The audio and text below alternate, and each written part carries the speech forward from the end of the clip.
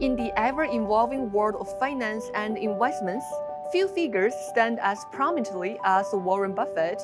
With the 2024 Berkshire Hathaway Annual Meeting on the horizon, today we invited Professor Todd Finkle, the author of Warren Buffett, Investor and Entrepreneur, to share with us his insights on the expected themes and announcements of this year's annual meeting. Dr. Todd Finkle is currently the Pigott Professor of Entrepreneurship at Gonzaga University. He recently won a National Book Award for his book Warren Buffett, Investor and Entrepreneur, which was published by Columbia University Press and has been translated into 13 languages.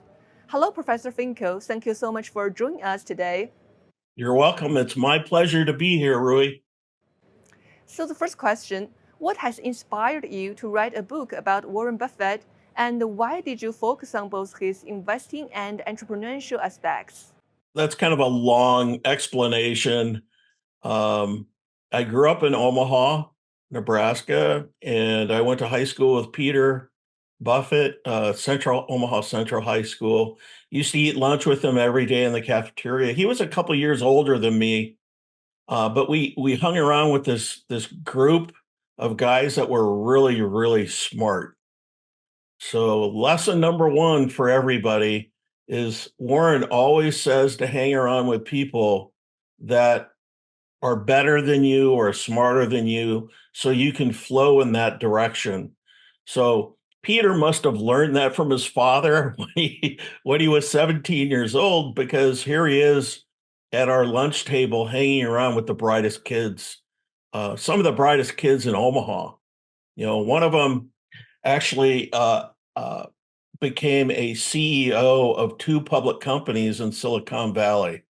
And I won't mention his name, but he used to take me to school every day in his car.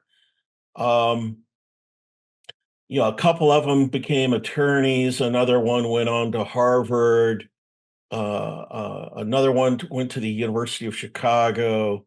Another one went to MIT. These are like real people, really, really smart people. And the math team, Central, Warren has even said this to me, Omaha Central has contributed a lot to his success because of the people that have come out of there and not only helped his company, but his three kids went to Omaha Central. And Charlie Munger, this is how old Central High School is, went to high school there. And, Charlie Munger is, what was he? He was almost 100 years old when he passed away last year. And I believe that Buffett's, I think it was his mother that went to high school there as well. He didn't go to high school there because he moved to Washington, D.C., but his CFO went to Omaha Central High School. So, this is a good place to pick out some really smart people. And that's where Peter hung around. I had a baseball cap, ripped up jeans, into art, photography, and he was on the yearbook staff and just the nicest guy you'd ever want to meet. So that's kind of how I initially came across the Buffett family.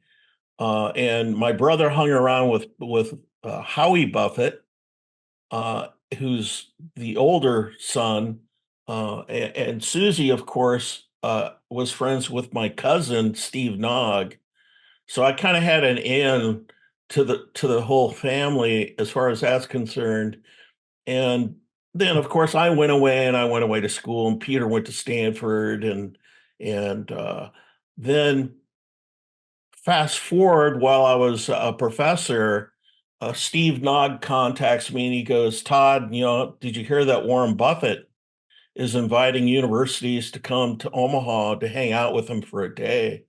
And I didn't know that. Thank God Steve and I were friends, because, of course, I naturally applied right away. I was involved with a nonprofit, a national nonprofit, and I thought that would help me get in to go see him. And of course, Warren rejected me because you have to earn your visit to go visit Warren Buffett. You can't just write a letter saying, "Hey, I want to come and visit you." Uh, he makes you earn your visit. So I wrote a case study on Warren Buffett, and I sent it to him. And this time around, he accepted me and invited me and 27 students to come visit him for a day back in November of 2009. 2009 was right after the Great Recession ended. And we came there on the same weekend that he bought Burlington Northern Santa Fe Railroad. So here we are following Warren Buffett around all day long, and all these reporters are following him around as well all day long. But he didn't care about that because he loves to teach and he loves students. And that's one of the reasons why he was doing this up until a couple years ago. So I did that just to give you some background on why I wrote the book and how I went about doing the book. I did that on and off for like 9 years, and I took 6 groups of students to go visit him. And during when you visit him, you have a 2.5 hour Q&A. So during that 2.5 hours, I'm taking vigorous notes, and it's all primary research, meaning that it's research that hasn't been published before. So that contributed. One of the challenging aspects of writing a book on Warren Buffett is that there are so many books already out there on Warren Buffett. So I'm taking all this into consideration. In the back of my mind, I'm thinking, do I write a book on Warren Buffett? I have a lot of information. And it took me 9 years to determine whether or not I wanted to do that, and everybody basically told me, don't do it. And I did anyway. I went with my gut, uh, because I consider myself an entrepreneur. So let's see. I think that's how it led to that, and I started to write the book over the next 5 years, and that's a whole episode into itself, is the process of writing a book and everything that you have to go through, and agents and publishing houses, uh, and how you market the book and everything. It's very complex. So you have deep personal connection with the Buffett family. In your opinion, what personal traits or habits of Warren Buffett have contributed to his success? I think that's a good question. I think from my research, the most interesting thing that I found that I wasn't aware of in my research was his childhood. And he grew up in the Great Depression. And when he was like 1.5, 2 years old, his father lost his job and he lost all the family money. And so there was complete chaos in the family. His mother basically had a nervous breakdown, and she was abusing her kids really bad and telling Warren he was worthless and things like that. So, when you're a little kid and that's happening to you, that can damage you for life. And so Warren, what was interesting, what he did after that was he started an entrepreneurial venture at age 4. Most people think he started selling gum door to door. He started selling a lemonade on his neighbor's driveway when he was 4 years old. And then he just did all these entrepreneurial things.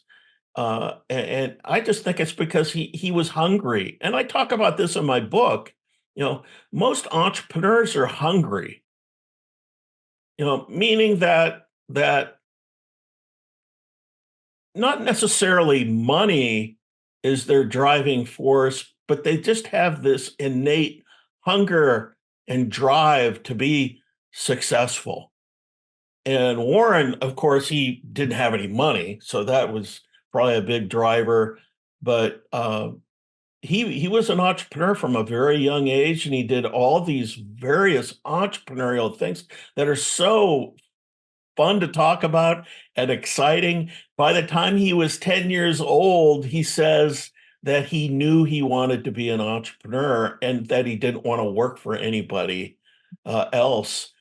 Um, he was doing manual labor at his grandfather's store, grocery store, and he hated that.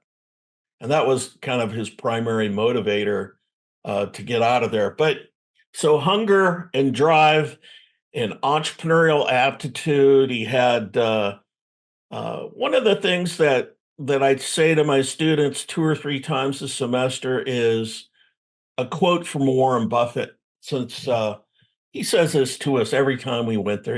He said the most successful business people that he has met were people that had the most business experience, that thought way outside of the box.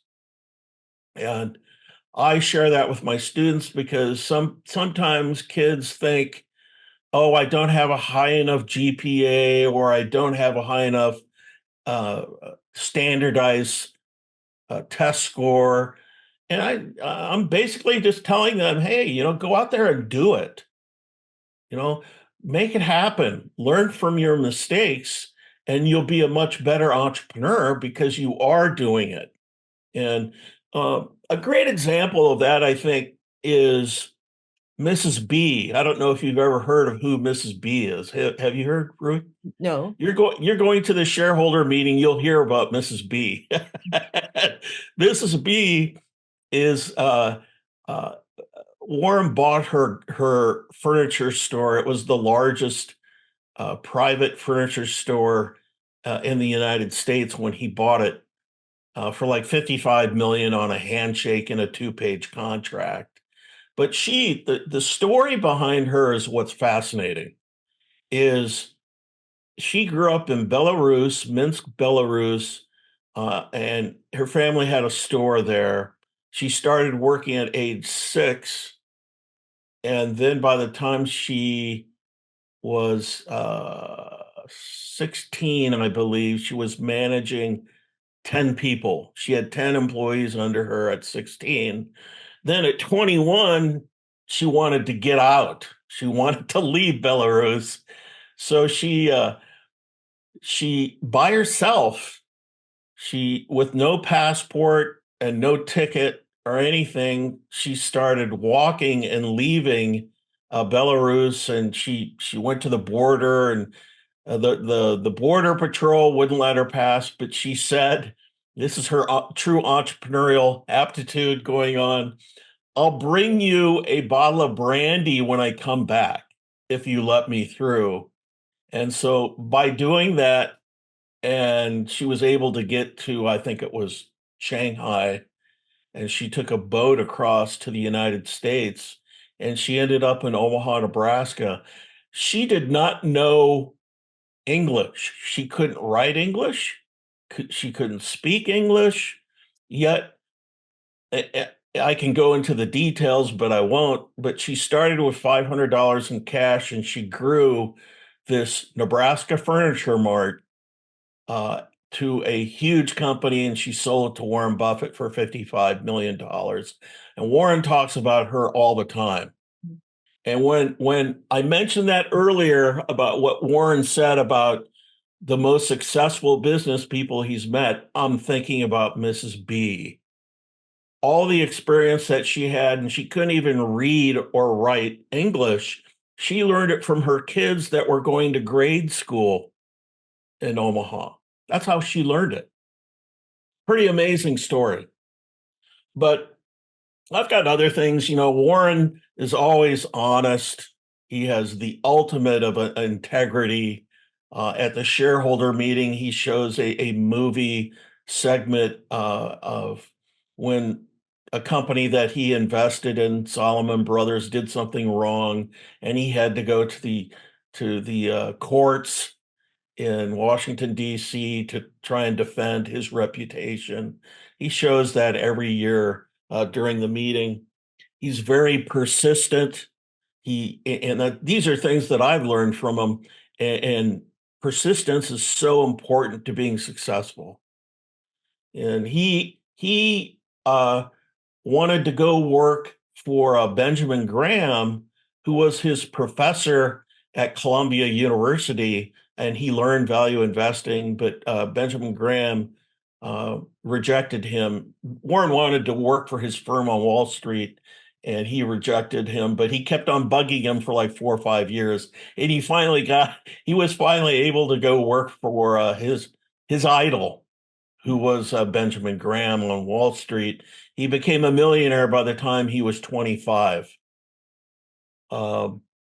Warren he's very humble, as I've said before. He'll talk about his mistakes at the shareholder meeting. The first thing he does is he talks about his mistakes. You'll notice that when you go and you listen to him this year. He has an incredible IQ and EQ, emotional quotient. Both of them just incredible. He has a great memory, and his math aptitude is amazing. You also mentioned that Warren Buffett started doing business since he was only a child. So, how do you think Warren Buffett's investment philosophy has adapted to the current market environment, which is quite different from when he started investing many years ago? He's gotten more into technology, and I'm not so sure that that's him. I think back in 2016 was their first investment in Apple. And of course, Apple is now 50% of his stock portfolio. And that into itself, that's a whole discussion. What's going to happen with Apple? And the sales are down significantly in China. India is making a lot of the iPhones now, and not China. So you've got a lot of things going on, and it'll be really interesting to hear what he has to say about that, because he doesn't like to sell his investments. He Like to likes to hold for hold a long on to time. them forever. So Warren, I did quite a bit of research on this in my book about Apple and when he invested, and I have a whole section in there on how to value Apple. So I take the reader. This is one of the most interesting aspects of the book, because this is what I noticed when reading all these other books is they just said, this is how you value a company, but none of them use a real world example to show me step by step how to do it. So what I did is I went through step by step, and I looked at all the financial metrics and all the qualitative metrics, and I used the discounted cash flow methodology. And how do you come about coming up with the numbers and doing kind of a sensitivity analysis, best case, worst case, expected scenario. To me, that was the kind of the driving force in writing the book. Well, how does Warren Buffett do this? What does he do? And that's kind of initially why I wrote the book was, how does Warren Buffett invest? What's his methodology? And so that's a very important aspect of the book. And so it related to investing. This is Warren Buffett, buy quality companies. And that's kind of a mixture of Charlie Munger coming to him and telling him he should focus more on quality companies instead of the puffs that he was doing with Benjamin Graham, and buy great management at fair valuations and be patient with your investments. That's the hardest part, I think, for people, is being patient, because one of the biggest mistakes today with investors is the average amount of time I think they hold a stock is like 6 months. Yeah, I remember Charlie Munger, he said, the making of money is not in selling or buying, it's in the waiting. Yeah. Yeah, he called it something else, sitting on your butt investing. Is what he called it. But you need to look at, when you're looking at potential companies, you need to look at, do they have a moat? Is their moat like a brand or IP or cost, things of that nature? Do they have a great management? Are they lame ducks, or do they think for themselves? Are they lemmings, as Charlie always talked about at the meeting every year? or do they think for themselves? Do they own stock in the company? That's a sign of, okay, they believe in the company. Does the management own stock in the company? Are they passionate about the company? And I think more than money, do they really care about the company? Are they passionate? Not related to money, just because they love the company. I think that's really important. And Warren likes that. I mean, if you ever want to get a job with Warren, tell him that, insinuate that you love Berkshire Hathaway. What are your expectations for the 2024 Berkshire Hathaway Annual Meeting? In terms of major themes or announcements, what key messages do you think Warren Buffett will emphasize in this year's meeting, especially considering the current economic climate? Well, I think number one is there's going to be an emphasis on Charlie. Yeah, and how can there not be an emphasis on Charlie? So every year, he has like a 45-minute movie, and his daughter produces that. And I would imagine that in the past years, Charlie, it's always been funny because Charlie, the old guy, the 99-year-old guy, always seems to get the young girl in every movie. So it's always been kind of funny related to that. So I wouldn't be surprised if they had some kind of a highlight reel of all the times that the movies in the past that were related to Charlie getting all these different women. But there's going to be other things. Warren will talk about him. There'll be questions about Charlie, and how are you doing without Charlie? What's the worst part about not having him around? Things of that nature. There'll be people asking about Apple, and rightfully so. What's going to happen with that? What are your thoughts about that? Now, in the annual report, which I recommend that everybody read before the meeting, and really reading all of his annual reports, even going back to when he had a partnership, read those and you'll get like a PhD in investments. Is this past year he got hammered on his railroad position with BNSF. That was down like 16% in earnings, and also utilities and energy got hammered big time. So these are areas that, I mean, it went from 3.9 billion to 2.3 billion. And a lot of that has to do with the fires out west here in the United States. There have been a lot of fires that have been going on, and I think he's really worried about that, because he's an insurance company and they're coming after him for some of these fires related to the energy companies that he owns, potential billion-dollar settlements. And that hasn't happened yet, but that could happen. So that'll be interesting. He'll talk about the interest rate cuts, the debt. We owe $34 trillion. Nobody talks about that. I'm like the only guy I think that talks about that. And Charlie, before he died, that was the biggest thing that he was worried about, was our debt. And the wars. Somebody will probably ask him about the wars, would be my guess, and what he thinks will happen. So those are some of the topics, I think. And it's always awesome going to these shareholder meetings to listen to what he says. You could hear a pin drop in that arena when he talks. So That's everybody how much very people quiet. love Warren Buffett. But what's going to be different this year is there's not going to be a Charlie, and that's going to be really sad not having Charlie there, because they were like a great team. Laurel and Hardy, the comedy team, is what I would compare them to.